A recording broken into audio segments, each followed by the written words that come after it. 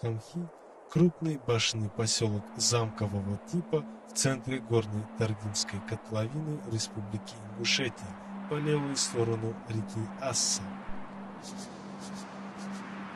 Здесь находятся 4 боевые, 4 полубоевые и 16 жилых башен с различными пристройками.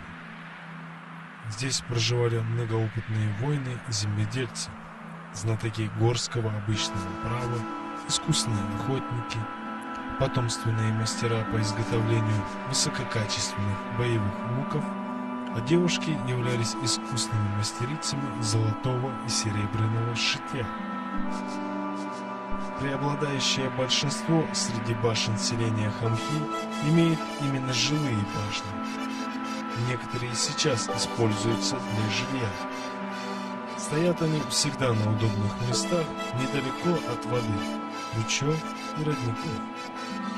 Как видно, строители жилых башен обладали прекрасным чувством меры, что и позволило им создать такие сооружения, которые смогли сохраниться до наших дней. Обычно жилые башни строили 2-3 этажа высотой до 12 метров.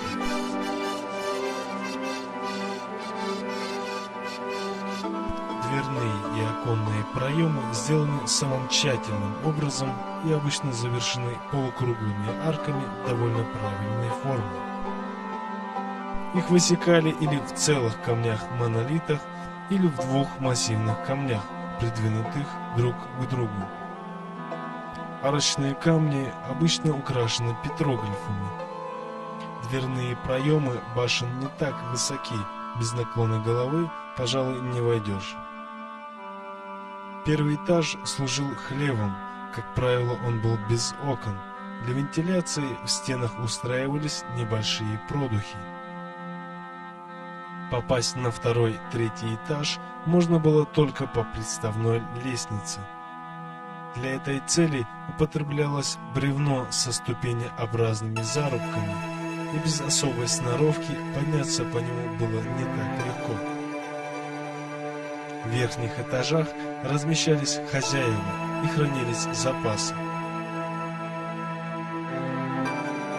Довольно большую трудность представляло конструирование внутренних межэтажных перекрытий. Для их крепления служили специальные выступы стен и гнезда, в которые вставлялись балки. В центре башни обычно устанавливалась колонна, опорный четырехгранный столб с массивным основанием и каменными подушками. Столб завершался капителью в виде перевернутой, усеченной четырехгранной пирамиды.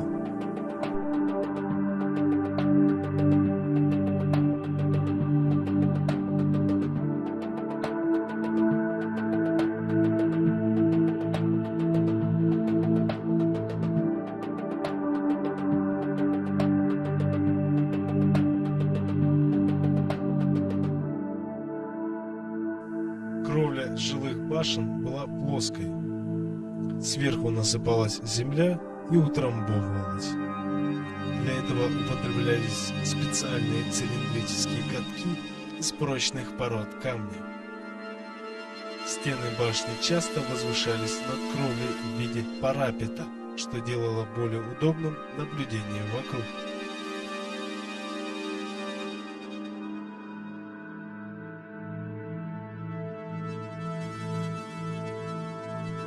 Каждый тейп имел свою башню. Здесь вырастали целые поколения войнахов, здесь они определяли свое место в мире, здесь умирали.